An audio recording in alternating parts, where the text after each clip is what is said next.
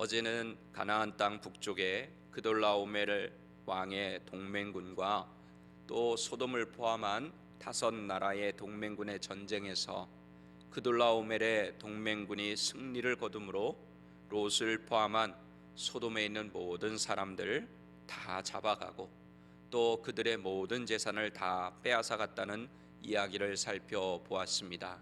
그러면서 하나님의 사람은 하나님과 예수님 그리고 교회와 믿음의 사람들에게 꼭 붙어 있어야만 마이너스 인생을 살지 않고 플러스 인생을 살 수 있다, 그렇게 말씀을 드렸습니다.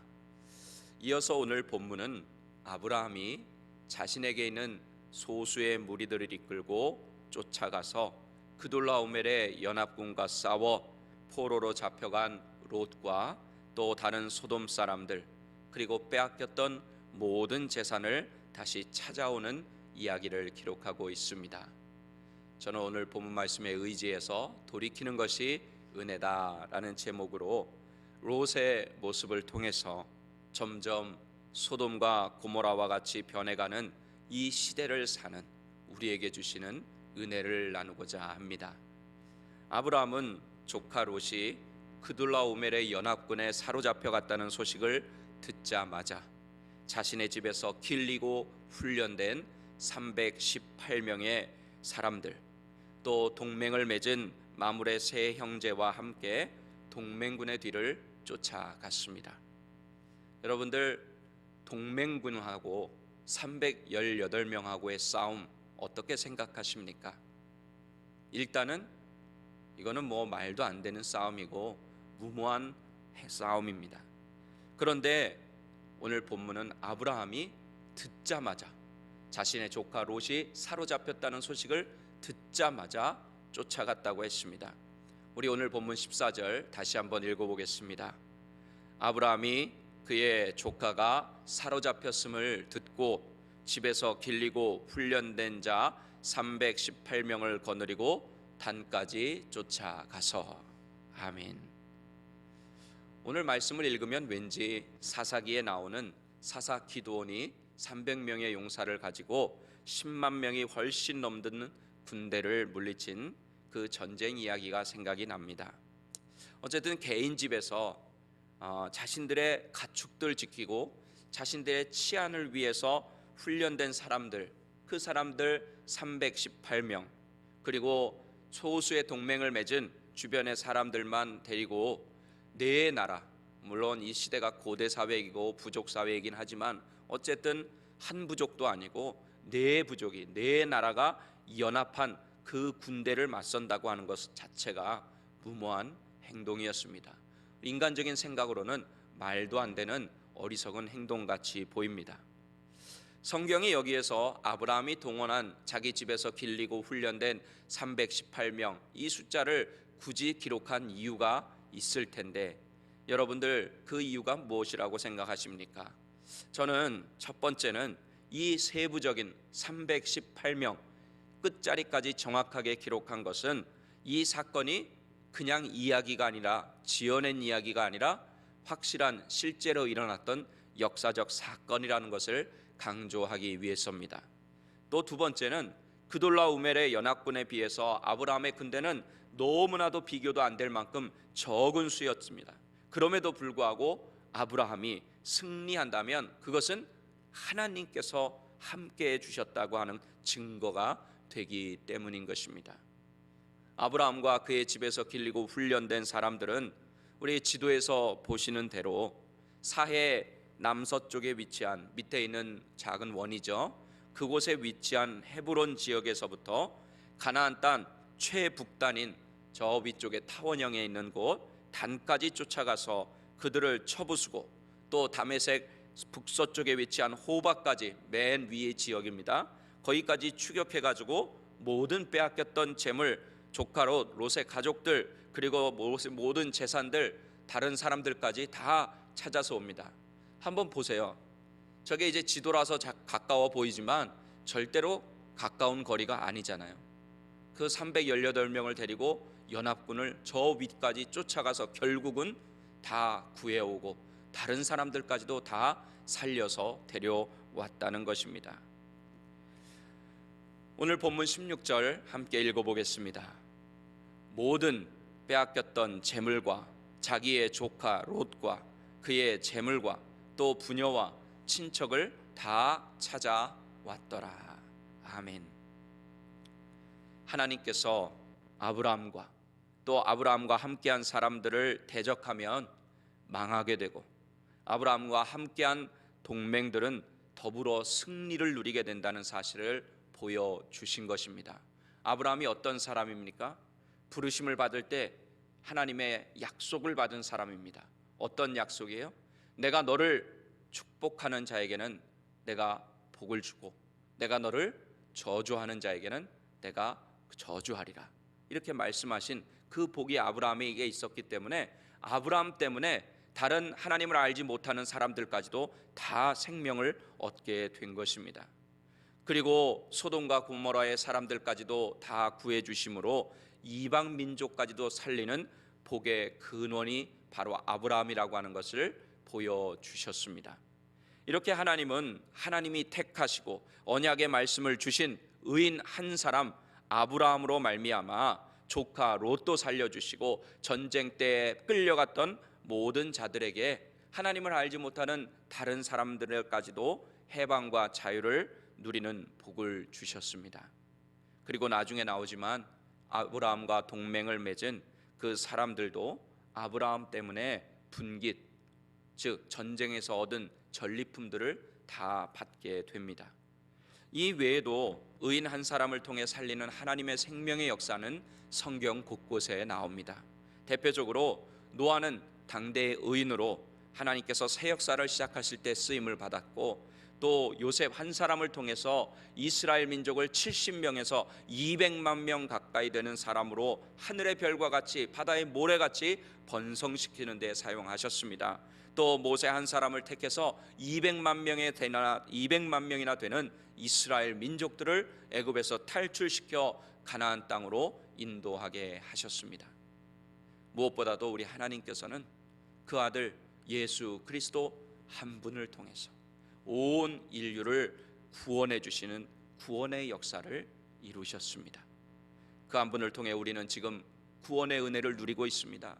그 한 분 때문에 온 인류가 예수 믿기만 하면 영생의 복을 누리는 그런 천국의 시민이 됩니다. 이렇게 하나님이 함께 하시면 인간의 능력이나 조건 아무 상관이 없습니다. 하나님이 함께 하시면 318명의 군사로도 사람들로도 연합군 훈련된 군인들을 물리치고 또 300명의 사람으로도 10만 명이나 되는 군대를 물리칠 수 있다는 사실 믿으시기를 바랍니다. 이 사실을 믿으면 우리가 비록 연약한 사람이라 할지라도 하나님이 함께 해주심으로 우리를 통해서 하나님의 기적의 역사들이 지금도 우리의 삶의 현장 속에서 일어나게 될 줄로 믿습니다. 그것이 코로나 바이러스가 그둘라오멜의 연합군처럼 역사하는 이 시대를 사는 우리에게 필요한 믿음이 아닐까 생각합니다. 여러분 모두 하나님의 약속의 말씀을 믿고 하나님께서 함께 해주심으로 복의 근원이 되는 이 시대의 아브라함이 되시기를 바랍니다. 지금까지 살펴본 말씀을 보면 롯은 두 번이나 하나님의 구원의 은혜를 체험합니다. 먼저는 아브라함과 함께 애굽에 내려갔을 때 하나님께서 친히 개입하셔서 구원해 주시는 그 구원의 은혜를 체험했고, 또 이번에는 하나님이 함께 하시는 아브라함과 그 사람들로 인해서 또 구원을 체험합니다. 만약 롯에게 영적인 감각이 있었다면 이런 똑같은 상황, 하나님이 개입하셔서 구원해 주시는 이 상황을 경험했다면 뉘우치고 다시 아브라함 곁으로 돌아가든지 아니면 하나님께 물어서 소돔이 아닌 다른 곳에서 살 수 있도록 하나님께 구해서 그 거처를 옮겨야 했을 것입니다. 왜냐하면 소돔에 살았기 때문에 자신에게 일어난 그런 위기였기 때문입니다. 하나님의 인도하심을 받아서 하나님의 원하시는 거처로 옮겨야 했는데 이 롯은 그렇게 하지 않았습니다. 그래야 똑같은 실수를 반복하지 않음에도 불구하고 이 롯은 그런 죽을 뻔한 위기를 겪고서도 변하지 않았습니다. 오늘 본문에 나오진 않지만 창세기 19장 1절에 보면 롯은 다시 소돔 땅으로 들어가 살고 있음을 알 수 있습니다. 우리 함께 창세기 19장 1절 읽어보겠습니다. 저녁 때에 그 두 천사가 소돔에 이르니 마침 롯이 소돔 성문에 앉아 있다가 그들을 보고 일어나 영접하고 땅에 엎드려 절하며. 아멘. 어디에 앉아 있다고 나옵니까? 우리 말씀 다시 한번 보여주세요. 어디에 앉아 있었다고 나옵니까? 소돔에 이르니 성문에 앉아 있었다. 그러니까 한번 죽을 뻔한 도시인 소돔에, 그것도 성문에 앉아 있었습니다. 우리 이 시대에, 이때 당시의 성문은 다른 우리가 생각하는 그냥 문 앞이 아닙니다. 이 성문은 이 성문에 앉아 있었다는 것은 그 도시에서 영향력을 미치는 위치에 있는 사람이 되었다는 것입니다. 그 동네의 장로들이 앉아 있는 곳이 바로 성문입니다. 어떤 의사를 결정하는 곳이 성문이에요. 그런데 이 롯이 그 성문 앞에 앉아 있었다는 것은 요즘 말로 말하면 그 동네에 유지가 되었다는 것이에요. 무슨 말입니까? 더 깊이 소돔이라고 하는 도시의 삶에 빠져들었다는 것을 의미하는 것입니다. 결국 이 롯의 선택은 나중에 롯의 일생을 망치는 결과를 가져오게 됩니다. 하나님은 아브라함 때문에 롯에게 특별한 은혜를 주셔서 기적적으로 구출을 받은 은혜를 베풀어 주셨습니다. 이때 그는 자신이 과거에 잘못된 생각과 판단으로 위기를 맞이하게 된 것을 깨닫고 돌이켰어야 되는데, 자기 때문에 사랑하는 삼촌과 함께한 모든 사람이 목숨을 잃을 수도 있었다는 사실을 깨닫고 하나님께로 돌이켜야 했습니다. 그런데 롯은 그 기회를 놓치고 결국은 죄악의 도시로 다시 돌아갑니다. 롯을 통해 우리에게 가르쳐 주시는 교훈이 이것입니다. 우리도 롯과 같이 연약한 사람들입니다. 눈에 보이는 것에 마음이 흔들리고 또 인간적인 생각과 판단을 먼저 하는 그런 부족한 사람들이 바로 저이고 우리들입니다. 그렇기 때문에 우리도 롯과 같이 인간적인 시선에 마음을 빼앗겨 가지고 잘못을 행할 수 있습니다. 하지만 이럴 때 우리는 원수마귀가 우리의 인생을 조종하지 못하도록 우리의 잘못을 깨닫고 하나님께로 회개하여 돌이켜야 합니다. 하나님 앞에서 잘못이나 실수를 인정하고 돌이키는 것은 결코 부끄러운 일이 아닙니다. 또 자존심 상하는 일도 아닙니다. 또 지는 것도 아닙니다. 잘못을 회개할 수 있는 은혜가 은혜 중에 은혜고 복 중에 복입니다. 오히려 돌이키지 못하면 롯과 같이 되고 맙니다. 잘못이라는 것을 알기까지는 했는데 거기에서 돌이키지 않으면 죄가 우리 안에 둥지를 틀고 우리의 마음과 생각을 사로잡아서 우리를 결국은 멸망의 길로 인도하게 됩니다. 어제 말씀드린 대로 롯은 하나님의 은혜와 복을 맛본 사람입니다. 하나님이 어떻게 자기 삼촌인 아브라함을 인도했는지, 어떻게 아브라함과 자신에게 복을 주셨는지를 맛본 사람입니다. 그러나 소돔 땅이 제공하는 풍요로움, 물이 풍성하고 풀이 많고 재물이 많고 이런 보기에 좋은 그것에 욕심에 끌려 하나님의 언약을 끝까지 붙들지를 못했어요. 어느 정도 믿음이 있었기는 했어도 재물의 유혹과 욕심, 자신의 눈에 보이는 대로 좋은 것에 따라가서 결국은 그곳에서 돌아서지 못하고 자꾸만 죄에게 마음과 생각이 이끌려서 결국은 죄의 자리를 내줌으로 그 인생이 죄로 인해서 이끌려가는 인생이 되고 맙니다. 우리 그리스도인들이 영적인 반면교사로 삼아야 하는 부분이 이 부분입니다. 많은 그리스도인들이 하나님 앞에 나와 예배를 드립니다. 또 은혜를 받습니다. 앞에서 말씀드린 대로 은혜 중에 은혜는 어떤 은혜라고 그랬죠? 회개하고 돌이키는 것이 은혜라고 했잖아요. 그래서 죄인이라는 사실을 인정하고 죄에 대해서 우리 하나님께 용서를 구합니다. 여기까지도 굉장히 훌륭한 믿음입니다.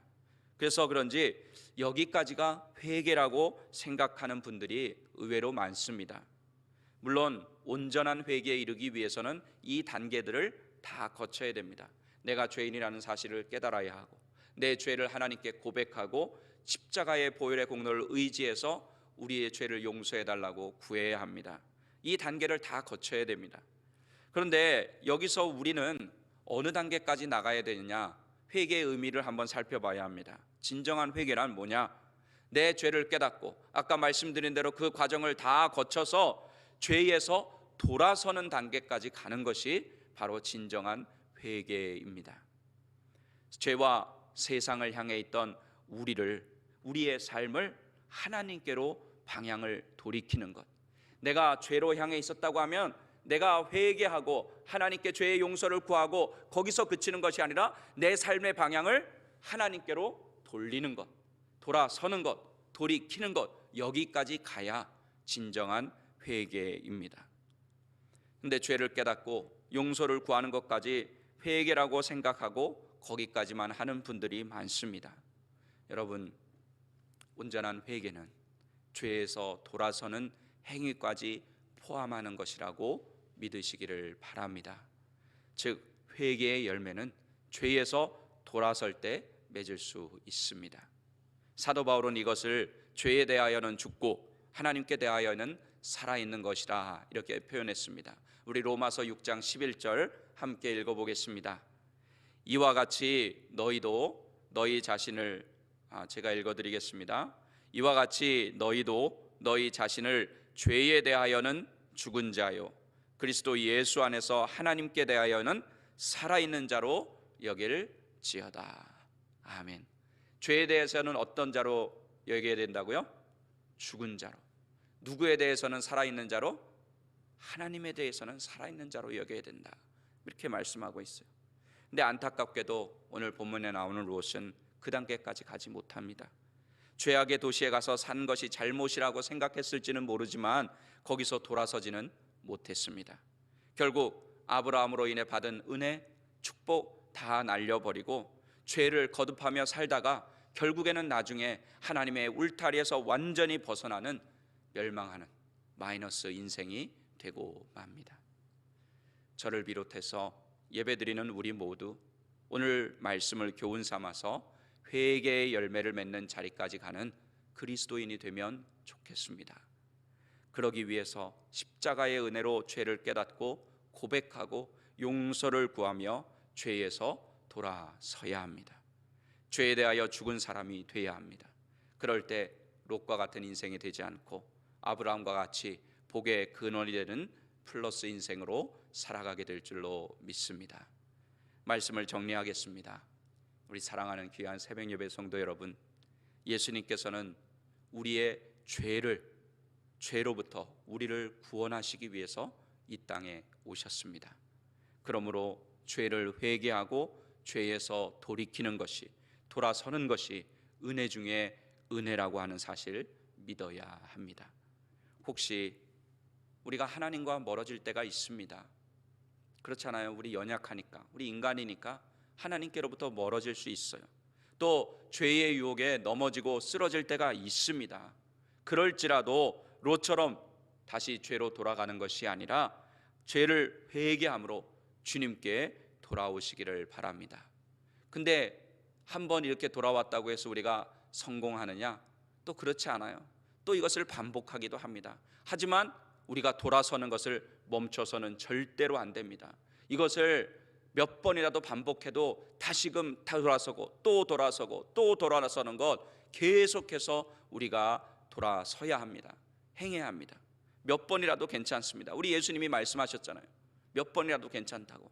그러면 하나님께서는 아버지의 사랑으로 우리를 그때마다 받아주시고 더 큰 은혜와 복을 주셔서 아브라함과 같이 살리는 인생, 또 플러스 인생으로 인도해 주실 줄로 믿습니다. 기도하시겠습니다.